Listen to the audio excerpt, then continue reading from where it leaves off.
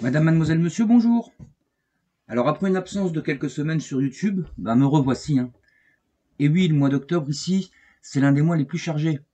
Il faut récolter le tabac, l'artémisia, aller ramasser les champignons, les noisettes, les châtaignes, les noix. Et puis une fois que tout ça s'est ramassé, il faut les faire sécher pour pouvoir les conserver pour l'hiver. Il y a aussi les récoltes des semences qui prend beaucoup de temps. En ce moment, bon là on vient de terminer, mais c'était beaucoup la récolte des semences de tabac, d'artémisia, etc., etc., quoi, de ricin et tout. Donc il faut récolter les graines et puis il faut les trier, etc., etc. Donc ça prend beaucoup de temps à l'automne. C'est ça l'autonomie, ça demande beaucoup de temps et de connaissances.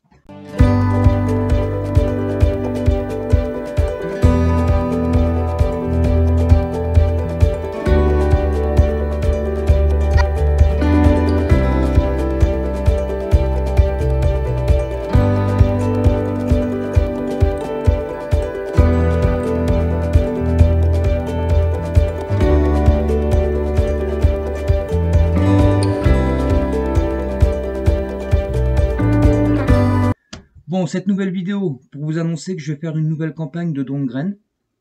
C'est la troisième campagne de ce type sur la chaîne Les Terres Rouges en Lozère. Après l'artémisia annua, le patoire chanvrine, aujourd'hui c'est au tour de l'ail des ours. Donc je vous informe que, comme prévu, il y aura régulièrement des dons de graines de semences sur cette chaîne. Alors pensez à vous abonner pour ne rien louper.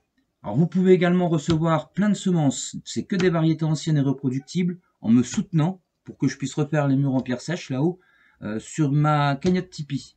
Donc tout est expliqué sur ma cagnotte Tipeee. Je vous mets le lien ici et en description en dessous.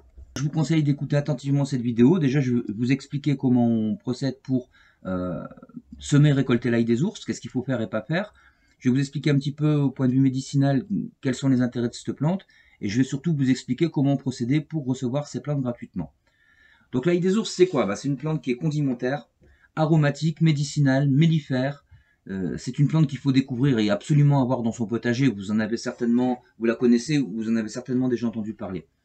C'est une plante rustique qui pousse à l'état sauvage dans la fraîcheur des sous-bois. Donc ici, moi, dans les forêts, il y en a vraiment beaucoup. J'en ai installé beaucoup aussi. Donc elle est très reconnaissable à son odeur d'ail. La froid, ça sent l'ail. C'est une plante qui peut atteindre 40 cm de haut. Son feuillage, ça faut faire attention. Son feuillage ressemble à s'y méprendre à du muguet. Donc le muguet, c'est une plante, ou la colchique aussi. C'est deux plantes qui sont très toxiques, voire mortelles. Donc faites gaffe à ça, allez pas ramasser du muguet en croyant que c'est de l'ail des ours et le consommer parce que là vous finissez à l'hôpital, c'est immédiat. L'ail des ours, pour savoir si c'est vraiment l'ail des ours, vous prenez une feuille, vous la froissez dans vos mains et vous sentez, ça sent l'ail, on ne peut pas se tromper. C'est une plante qui est vivace, qui est rustique, qui fait partie de la famille des Liliacées. Elle fait des petites fleurs blanches, des petites fleurs qui ont 6 pétales, regroupées elles sont regroupées en ombelles en fait. Donc dans l'ail des ours, tout est comestible. Les feuilles, les boutons floraux, les fleurs et même le bulbe.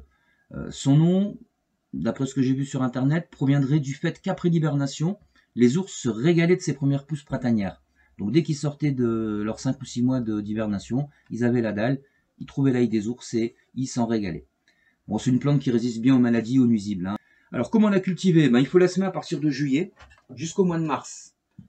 Moi ici je la sème en pépinière dans des godets, mais vous pouvez également la semer en pleine terre. Alors dans les godets c'est 2 ou 3 graines par godet, ou une graine par godet. Les graines germent bien, j'ai fait un test, elles germent bien. Vous l'enterrez par contre de quelques millimètres, et après vous l'arrosez suffisamment au pulvé pour que la terre soit toujours humide. Balancez pas 6 litres d'eau et que la terre elle est gavée d'eau, il faut que la terre reste humide mais sans plus. Donc moi pour ça j'utilise un pulvérisateur. Bon, après, on peut le semer en pleine terre. C'est une plante qui craint pas la gelée, donc on peut la semer en pleine terre. Moi, je sème pas en pleine terre, je sème qu'en godet ici. Une fois que la plante a atteint 4 feuilles, après, je la dépote et je la mets en pleine terre. Par contre, il faudra attendre l'année prochaine, l'année d'après. Donc, par exemple, là, je vais semer maintenant, je vais mettre en pleine terre au mois de février-mars. Je récolterai qu'en 2022.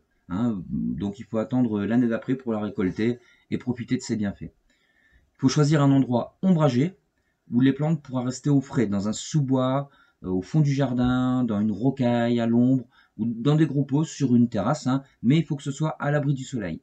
Et j'insiste là-dessus, le sol doit toujours être humide, il doit être frais, riche et souple, comme l'humus de la forêt. Pareil, c'est une plante qui pousse dans les sous-bois normalement. Toutes les parties aériennes de la plante peuvent être consommées. Les fleurs, les tiges, les feuilles, et vous les coupez au fur et à mesure de vos besoins. Mais vous pouvez aussi récolter des bulbes. Mais si vous récoltez des bulbes, la plante elle repoussera pas l'année prochaine. Hein. Donc une fois qu'on l'a récolté, on peut le conserver. Si on en a coupé de trop, on peut le mettre dans un verre au frigo comme les fleurs, ou dans un verre d'eau. On met au frigo et ça peut se garder comme ça pendant une semaine. On peut aussi faire un pesto. C'est délicieux. Personnellement, c'est ça que je préfère. Alors vous pouvez également la congeler. Vous la mélangez avec du beurre, puis vous congelez des petites portions de beurre. Vous pouvez la ciseler aussi et la placer dans un petit sac pour congélation. Par contre, si vous la congelez ciselée, vous la séchez bien avant de la congeler, pas qu'elle soit humide. Vous pouvez également la mixer avec un peu d'huile d'olive et vous placez ces préparations, style dans des bacs à glaçons par exemple. Comme ça, vous aurez toujours de l'ail des ours à portée de main. En cuisine, pour l'ail des ours, on utilise tout. On peut utiliser les feuilles, les fleurs, les boutons floraux ciselés, dans les soupes, dans le beurre, les pommes de terre, les sauces, les pâtes, l'omelette, le gratin, le risotto, la pizza. Tous les légumes cuits, les viandes, les poissons, les volailles, les salades, les sauces vinaigrettes, le fromage blanc. Voilà, l'usage de l'ail des ours est infini et vous trouverez certainement encore beaucoup d'autres applications. Maintenant, on va venir aux propriétés médicinales de l'ail des ours. Alors, il est riche en calcium, en fer, en magnésium, en potassium, en vitamine B, C. Bon, il a de nombreuses vertus thérapeutiques. Hein. Il est antiseptique, il est tonique, stimulant, diurétique, dépuratif, vermifuge, pour la digestion aussi, il aide à bien digérer.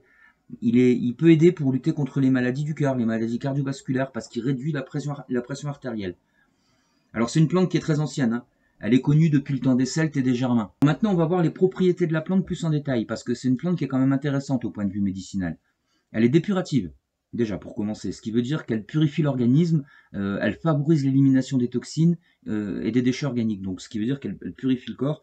Par exemple, après un petit tic-tic là, qu'ils sont en train de nous faire en ce moment, une petite cure d'ail des ours, à mon avis, ça peut être que positif. Elle a aussi un effet neuroprotecteur, ça c'est pas mal non plus. Neuroprotecteur, c'est un effet qui préserve le cerveau des patients de la neurodégénération.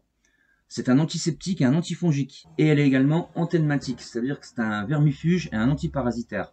Donc c'est une plante quand même qui est vachement intéressante à avoir au potager pour se soigner, pour remettre dans les plats, pour donner du goût aux aliments. C'est vraiment une plante à avoir dans son potager si on veut être autonome, et pas autonome comme un clochard, quoi. Autonome quand même avec des choses intéressantes à se mettre sous la dent. Un site que j'aime bien pour savoir à quoi sert une plante au point de vue médicinal, c'est le site Wikiphyto.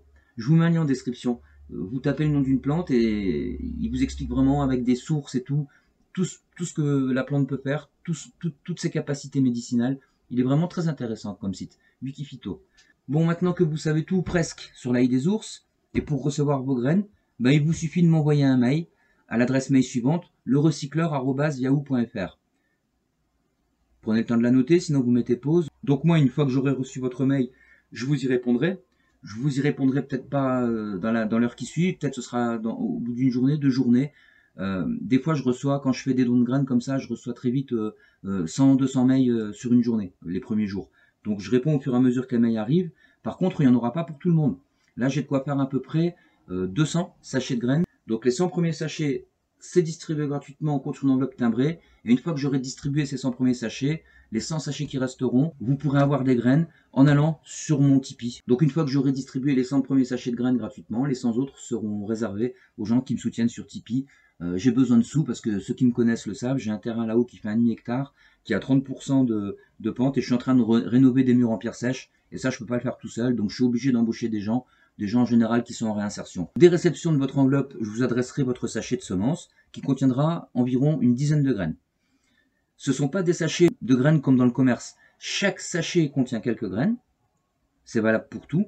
Car moi, mon but du jeu, c'est pas de vous fournir des graines. Je suis pas un semencier tous les ans. Mais que vous puissiez, grâce à ces petits sachets de graines, reproduire au fil des années vos propres semences. Et que vous puissiez à terme devenir autonome en semences.